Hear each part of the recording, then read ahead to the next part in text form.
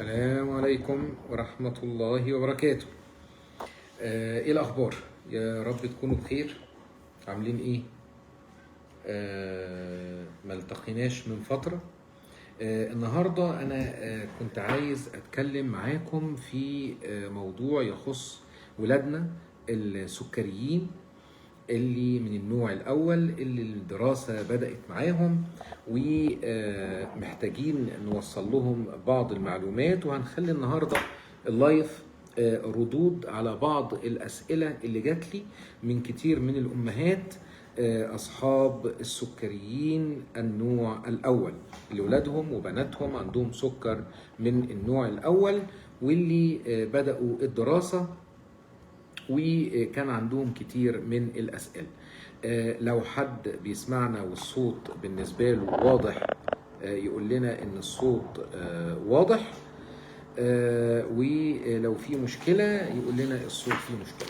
تعالوا نشوف إيه أكتر الأسئلة اللي جات لنا بخصوص ولادنا وبناتنا السكريين اللي من النوع الأول، وإيه المشاكل اللي ممكن تكون بتقابلهم.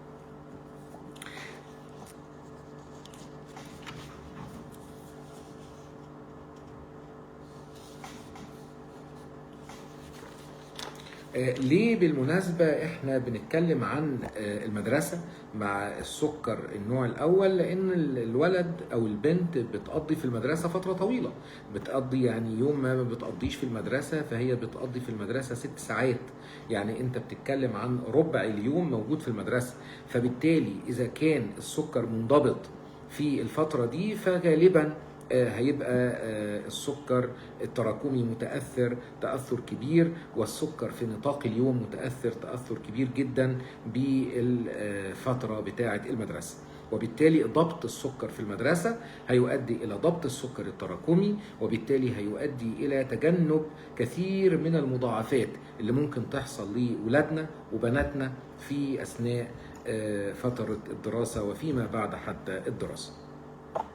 السكر أثناء اليوم الدراسي بيتعرض لهزات كتير، سواء زيادات أو انخفاضات، هنتكلم مع بعض فيها دلوقتي ونشوف إيه اللي احنا ممكن نقابله كآباء وأمهات لأطفال سكريين بياخدوا إنسولين وبيروحوا المدرسة. بالمناسبة كمان دلوقتي مع بعض الممارسات اللي بقينا بنشوفها ان في كتير من الولاد كمان ما بقوش يروحوا المدرسة لكن بيروحوا الدروس، بس بيروحوا دروس متصلة، يعني بيطلعوا من السنتر ده للسنتر ده، فبتلاقي ان الوضع بقى كأنه مدرسة. فانا مش بتكلم بقى على المدرسة بس، بتكلم على المدرسة، بتكلم على الجامعة، بتكلم على الدروس اللي الولد بيطلع من البيت وبيستمر بره البيت فترة طويلة.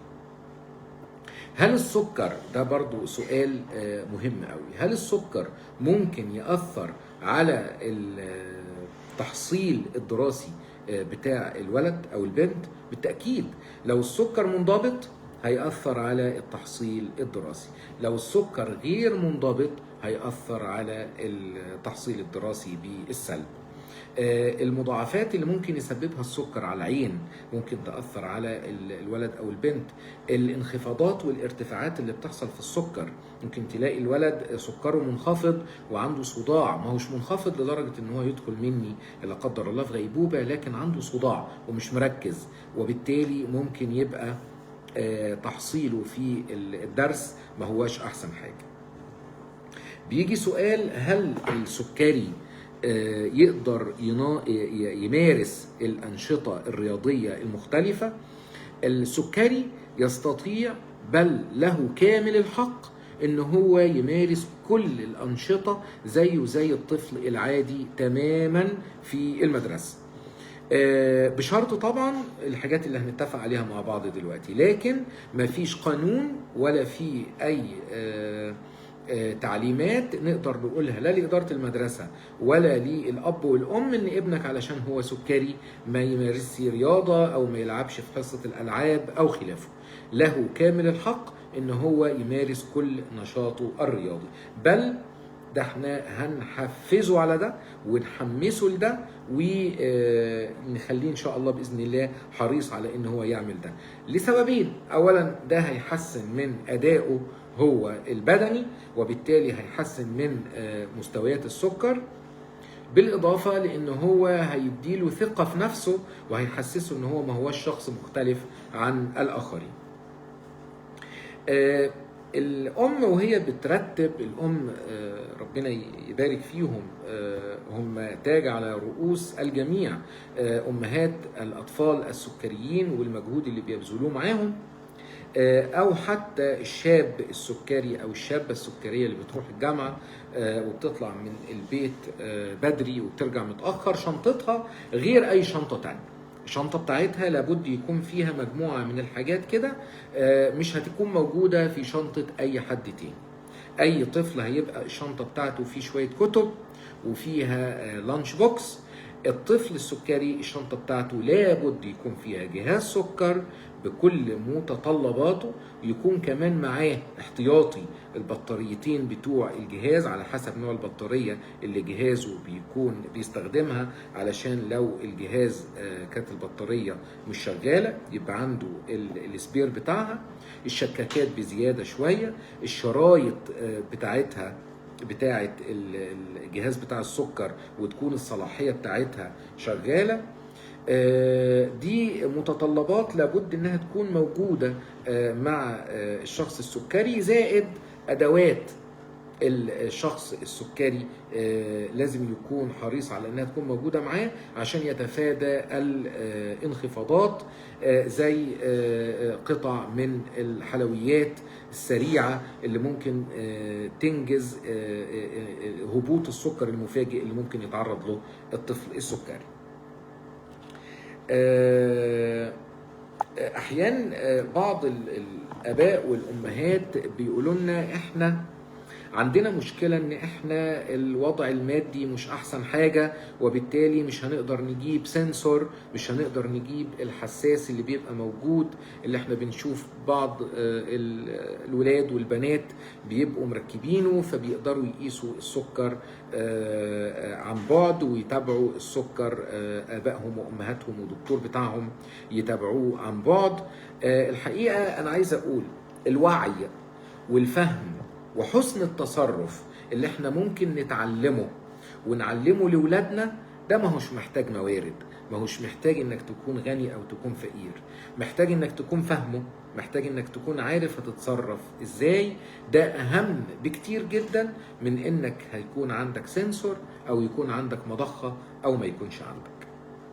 من الحاجات كمان المهمة جدا، وانا هنا بوجه نداء لكل نظار المدارس، لفظ ناظر ده انا عرفت ان هو مبقاش موجود، كل مدير المدارس، كل من هو مسؤول في وزارة التربية والتعليم، ان احنا نواجه فكرة التمييز ضد الولاد والبنات السكريين، سواء كان التمييز ده كان بلفظ او بتصرف او احيانا بابداء تعاطف زائد عن اللزوم، او بتجنيب الطفل ده ان هو يمارس اي نشاط خوفا او ادعاء بان احنا بنخاف عليه ان هو يحصل له مشكلة. السكر ما هواش داعي على الاطلاق ابدا ان احنا نخلي الولد او البنت يتعرض لنوع من انواع التمييز باي شكل من الاشكال، او نخليه يحس باي شكل من الاشكال ان هو مختلف عن غيره من الولاد او البنات. وبالتالي الطفل او الطفله السكريه لها كامل الحق انها تعامل نفس المعامله اللي بيتعاملها اي طفل او طفله موجوده في الفصل عند حضرتك او عند حضرتك كمدرس.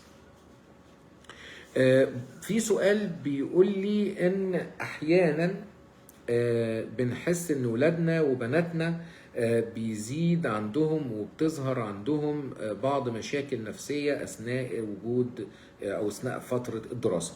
الحقيقة ده كلام مثبت وواقعي. احيانا ده بسبب التنمر اللي انا بقول عليه او التمييز ضدهم، ده بيظهر بقى الكلام ده. لكن عايز اقول ان المدرسة هو احسن وسط ممكن تظهر فيه المشاكل النفسية اللي ممكن تكون موجودة عند الطفل او عند الطفلة وانا في البيت مش قادر اميزها قوي، فغيري بيساعدني. احنا الموضوع كله تعاوني ما بين إدارة المدرسة وما بين المدرسين وما بين أولياء الأمور، فتبدأ تظهر لي بعض المشاكل النفسية ونقول للأب ونقول للأم عليهم، زي اكتئاب أو قلق أو عدوانية زايدة أو حاجة زي شراهة الطعام أو حب شديد لأنواع معينة من الطعام. ده كله الحقيقة ممكن تكون المدرسة أحد الأماكن اللي تظهر فيها المشاكل النفسية ديت، وتكون منبه للأب والأم إن خد بالك ابنك أو بنتك عنده المشكلة دي. العلاقة ما بين الأب والأم للطفل السكري وما بين إدارة المدرسة لابد إنها تكون علاقة وطيدة جدا، لابد إن هم يكونوا على تواصل ويكون وسيلة التواصل واضحة. لابد ان يكون ارقام التليفونات بتاعه الاب والام، ويا ريت رقم تليفون ثالث موجود في اداره المدرسه، بحيث ان اداره المدرسه حابه تتواصل مع الاب والام للطفل السكري يكون ده سهل ويسير. نفس الكلام الاب والام يكون عنده وسيله تواصل، ويكون اللي هيتواصل معاه عارف ان ده رقم والد فلان اللي هو سكري، لو هو اتصل يبقى في مشكله، يبقى انا محتاج ان انا اعرف فين المشكله اللي هو ممكن تكون بتواجهه دلوقتي واحلها له ان قدرت ان انا احلها له. في سؤال كان بيتكلم على وقت الامتحانات، وهل الامتحانات ممكن تكون احد الاسباب اللي بتظهر فيها بعض المضاعفات. ده حقيقي نتيجة ظهور هرمونات اللي هي بتعمل ضد عمل الانسولين، زي هرمون النمو، زي هرمون الكورتيزون. الهرمونات دي ممكن تسبب ارتفاعات مفاجئة في السكر وتعرض الطفل لارتفاعات مفاجئة، وبالعكس احيانا ممكن يحصل انخفاضات في وقت الامتحانات والاسترس بتاع الامتحانات. سؤال قديم جديد بأكد عليه، هل ينفع ابني السكري ياخد انسولين مخلوط زي الميكستارد او الانسولينا جبت ميكس او الهيوماكسين ميكس، اي حاجة فيها ميكس، اي انسولين مخلوط زي اللبن ممنوع منعا باتا لولادنا وبناتنا السكريين.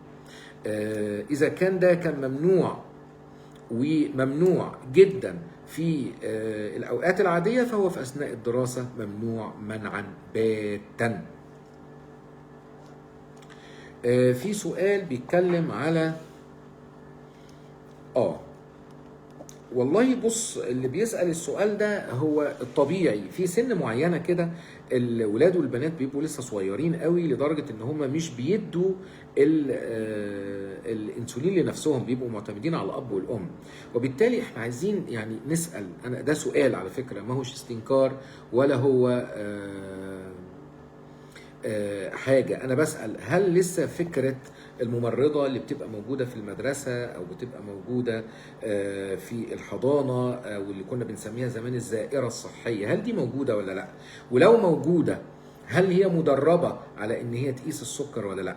وهل مدربة على إنها تدي الإنسولين بالشكل الصحيح ولا لأ؟ ولو مش موجودة لابد إدارة المدرسة إنها تسعى على إن يكون في شخص موجود في المكان بياخد بعض التعليمات اللي تخليه يقدر يتعامل مع الانسولين بشكل صحيح، يتعامل مع الهبوطات والارتفاعات بشكل صحيح، يعرف يحقن الانسولين بشكل صحيح. بالنسبة للسؤال بتاع حساب الكارب وابني او بنتي ماشي بحساب الكارب، هو انت لابد انك انت تكون معاك ورقة انت بتاخدها معاك او كتيب، انت كأب او ام للطفل السكري بتروح لإدارة المدرسة بتسلمهم الورقة دي اللي مكتوب فيها الجرعات اللي ابنك بياخدها ومعاملات التصحيح بتاعته ومعامل الكارب إذا كان ابنك أو بنتك عارف معامل كارب صحيح له، فأنت بتقولها لإدارة المدرسة. دي نقطة مهمة، واتمنى طبعا الجميع ان هو يكون بدأ يتعرف يعني ايه معامل كارب، يعني ايه معامل تصحيح، ويقدر يتعامل بيه افضل كثيرا جدا جدا جدا من الجرعات الثابته، وخاصه في وقت الدراسه ووقت الدروس. لو انت بتستخدم السرنجه لابنك او بنتك، بالله عليك في المدرسه بلاش السرنجه، بلاش السرنجه تماما. القلم افضل كثيرا جدا من السرنجه في وقت المدرسه للانسولين. هو المدرسة المفترض عندها مكان للاكويبمنتس بتاعة مريض السكر، فيها جهاز سكر خاص بيها، فيها سرنجات الانسولين احيانا، فيها الانسولين السريع موجود وبيقعد وبيتجدد وبنشوف الصلاحية بتاعته، ويكون ده موجود في ثلاجة. فده مكان موجود. مسعود بيقول عايز يخس. حاضر يا مسعود، انا هجي لك ان شاء الله مكة، نعمل عمرة وانت تشربني افوكادو بالعسل والتمر، واقول لك تخس ازاي. ربنا يبارك فيك يا ابو مالك. فالمكان بتاع التلاجة اللي بيسأل على التلاجة ده امر المفترض ان هو يكون بديهي جدا جدا، ويكون موجود في المدرسة. ازيك يا عوض، كل سنة وانت طيب. ازيك يا احمد هنداوي، هو اللي كان لسه عامل لي دلوقتي كوباية قهوة، ربنا يبارك فيه. شكرا يا ابو حميد. في سؤال بيقول هل ممكن في وقت المدرسة نتخلى عن فكرة ان الانسولين يتاخد قبل الوجبة بربع ساعة؟ ممكن وقت المدرسة احيانا الامر يكون يضطرنا ان احنا ممكن ناخد الجرعة قبل الاكل مباشرة. ده في وقت المدرسة، ده وارد وده موجود في الايس باد، ان في الاوقات اللي زي دي ممكن نعمل حاجة زي كده. بنقيس امتى السكر في وقت المدرسة؟ الجهاز موجود مع ابنك او بنتك، بتعلمه وبتعلم ابنك او بنتك انك انت تقيس السكر في الاوقات التالية. بتقيس طبعا قبل الوجبات، انت بتقيس قبل الفطار، قبل ابنك ما يفطر الصبح، بيفطر ضروري عشان ياخد الجرعة بتاعته. وبعد كده وهو في المدرسة قبل الوجبة السناك اللي هو بياكلها في المدرسة. ولو هو هيبقى عنده النهاردة حصة ألعاب وكده وفي نشاط بدني، يبقى هو هيقيس قبل حصة الألعاب دي. وقت الامتحانات لابد ان هو بيقيس قبل دخول الامتحان السكر بتاعه، وفي اوقات وظهور الأعراض. متحرمش منك يا مصطفى، لا انت بتجيب حاجات تانية غير القهوة يا استاذ مصطفى ومنتظرها منك. مرة تانية، ايه هي الحاجات اللي بتبقى موجودة في شنطة الطفل السكري؟ شنطة الطفل السكري في جهاز السكر بالبطاريات بتاعته، في الشكاكات والشرايط بتاعته، في شرايط الاسيتون نسيناها دي، شرايط الاسيتون وتكون موجودة والصلاحية بتاعتها موجودة والعلبة مقفولة كويس. أحبك الله يا أستاذ محمد. وفي طبعا الأطعمة اللي بترفع السكر.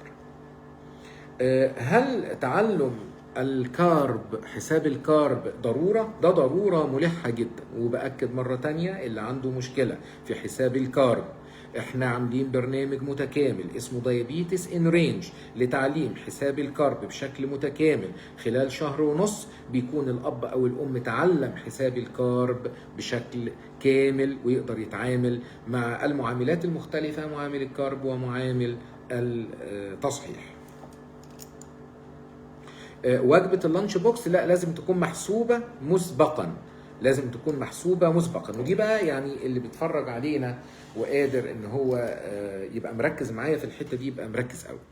انا الطفل بياخد جرعة انسولين سريع الصبح زي الابيدرا او الهيومالوج او النوفو رابيد، خد الجرعة بتاعته على حساب كارب محسوبة في الوجبة دي، او على حساب ان هو هيقسم الجرعه لجرعتين، جرعه هنا وهياخد جرعه لانش بوكس في المدرسه بعد الوجبه ديت بساعتين ونص او ساعتين. وهياخد الجرعه الثانيه من النوفو رابيد.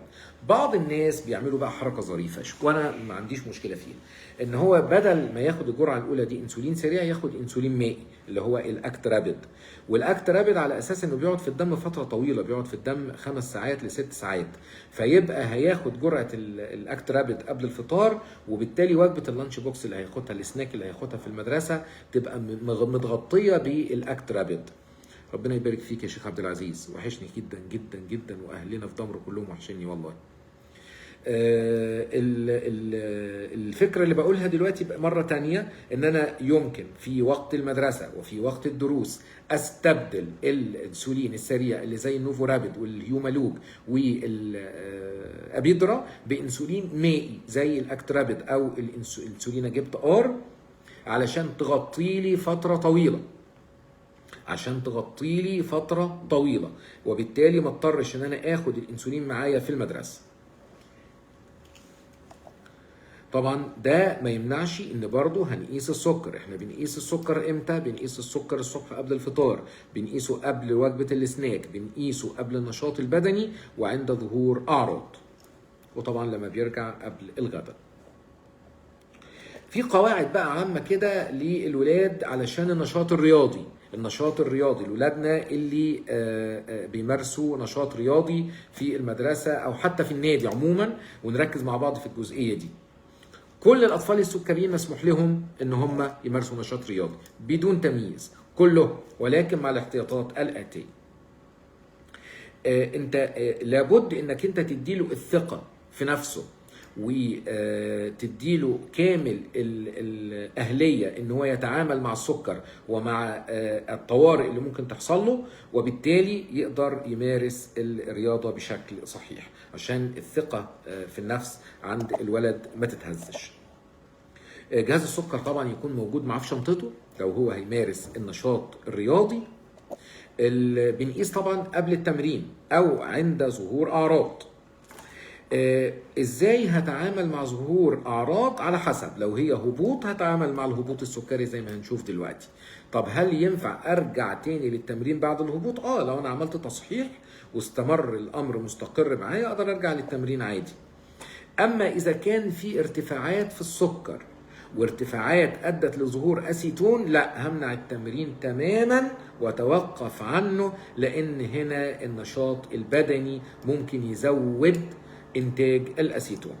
يبقى الانخفاض لو انا صححته ممكن اكمل التمرين بتاعي او الحصه بتاعت الالعاب بتاعتي، لكن الارتفاعات لو حصلت وبقى في اسيتون اكتر بالذات من موجب 2 توقف عن النشاط البدني. الانخفاضات والارتفاعات بتاعه السكر اثناء التمرين متوقفه على حاجات كتير قوي، يعني المتوقفه والتعامل كمان متوقف على ايه؟ متوقف على انا كنت قايسه قبل التمرين وكان السكر عامل ايه؟ اخر وجبه بتاعتي كانت عباره عن ايه؟ كان كميه البروتين فيها اخبارها ايه؟ وكميه الكارب كانت قد ايه؟ التمرين هيقعد معايا قد ايه وقت التمرين بتاعي؟ نوع الوجبه بتاعتي اللي اكلتها كانت فيها كارب قد ايه وكميه بروتين ودهون قد ايه؟ نوع الانسولين اللي بستخدمه، هل انا كنت بستخدم في التوقيت ده انسولين مائي بيقعد في الدم من 5 ل6 ساعات، ولا بيقعد في الدم ساعتين ونص زي النوفو رابيد والابيدرا والهيومالوج؟ في حالات الطوارئ مع التمرين ما تعتمدش على السنسور فيه لاج، فيه تأخير، فلو في شخص معتمد على ان هو عنده سنسور لابد ان هو في الفترة دي يكونفيرم ويتشيك من خلال الجهاز بتاع السكر وشكة الإصبع. الرقم المطلوب للطفل السكري اثناء التمرين واثناء اليوم الدراسي كله خلينا نحفظه كده علشان يبقى سهل، من 80 ل 180. من 80 ل 180 ده التايم او التايم رينج او الرقم اللي انا محتاج ان الشخص السكري يكون محافظ عليه. هل ارتفاع السكر عن ال 180 ده طوارئ؟ لا، مش شرط لو مفيش اعراض، لو الطفل ما بيشتكيش من وجع في البطن ومفيش قيء ومفيش ميل للقيء وغثيان، ممكن الطفل يكمل اليوم الدراسي. لكن لو مرتفع قوي عن ال 180 والطفل طيب لو مرتفع حاجه بسيطه يعني 200 220 والطفل كويس وما بيشتكيش، هننصحه بس ان هو يشرب ميه كتير قوي، يشرب ميه كتير قوي، ونسمح له ان هو يخش الحمام. يبقى المدرس فاهم ده، يبقى المدرس عارف ان هو الولد ده سكري، وان هو دلوقتي سكره عالي واحتياجه للحمام هيكون زايد، وبالتالي يسمح له ان هو يدخل الحمام بشكل فيه حريه اكتر من غيره. لو الطفل بقى سكره ارتفع بس في اعراض زي غثيان او ميل للقيء او الم بالبطن او تسارع في النفس او اختلال في الوعي او التركيز بتاعه حصل فيه مشكله، دي طوارئ ولا بد ساعتها يروح المستشفى فورا، وتليفون للاهل اللي هم معاهم رقمهم، اللي معانا رقمهم، ونبلغهم ان الطفل دلوقتي في حاله طوارئ. اعراض الارتفاعات والانخفاضات السكريه لازم زي ما كنا بنعلمها للاهل، لازم الفريق اللي في المدرسه يكون فاهم امتى هحس اقول ان الطفل ده قدامي عنده هبوط سكري. علامات الانخفاضات السكريه سواء زغلله العين، الطفل لما يقول لي عيني مزغلله وعندي ضربات القلب سريعه وعندي عرق شديد وحاسس برعشه في جسمي وسقوعيه في جسمي، يبقى انا كده ساعتها سكري منخفض، او اتشيك على طول عن طريق الجهاز. يبقى اعراض الهبوط لازم المقدم للخدمه التعليميه في المنطقه او المدرسه او المسؤول عن الموضوع ده يكون عنده حد قادر يتعامل ويفهم، وثقافه التعرف على علامات الهبوط السكري المفروض انها كلنا نكون عارفينها. لو حصل هبوط بنفعل على طول قاعدة 15 جرام سكر هتحصل عليهم من خلال 4 معالق سكر مذابين في مية أو معلقتين مربى أو علبة عصير، وبتنتظر 15 دقيقة وبتعيد القياس بتاع السكر بعدها وبتشوف مدى التحسن. لو حصل تحسن بتعمل تثبيت عن طريق وجبة، بتديله اللانش بوكس بتاعه وبتقول له كل بقى الوجبة بتاعتك عشان تضمن استمرار السكر على مستويات جيدة. لو لقيت السكر لسه منخفض بتعيد الكرة مرة تانية، بتديله 15 جرام سكر، عشان كده بنسميها قاعدة 15 الأولى اللي هم 4 معالق سكر أو معلقتين كبار مربى أو علبة عصير، وبعد كده بكمل بعد 15 دقيقة بعيد القياس مرة تانية. إذا كان الانخفاض شديد والطفل داخل مني في غيبوبة، في الحالة اللي زي ديت أنا ما بحاولش إن أنا أديله الاسعافات الاوليه بتاعت الميه بسكر او المربى عشان ما يشرقش مني. بحط الطفل على جنبه، ده الكلام ده طبعا للمدرسين والناس اللي بيكونوا موجودين في المدرسه. بحط الطفل على جنبه وبحاول احمي نفسه ومخرج النفس ومخرج الفم، وبتصل على طول بالاسعاف. وفي الحاله اللي زي ديت لابد يكون التعامل في المستشفى، ما يكونش التعامل في البيت. دي كانت اغلب الاسئله اللي جت فيما يخص ولادنا السكريين. باكد مره تانية دور المدرسه دور حيوي في ان احنا نخلي الولاد والبنات السكريين دول بيعيشوا حياه طبيعيه بدون تمييز، بدون احساس بان هم اقل من اي حد تاني. ولادنا وبناتنا يستحقوا مننا، السكريين يستحقوا مننا كل الدعم. نتعامل معهم كأنهم أشخاص، مش أنهم أشخاص طبيعيين. ربنا يحميهم ويبارك فيهم ويحفظهم ويحفظكم جميعا.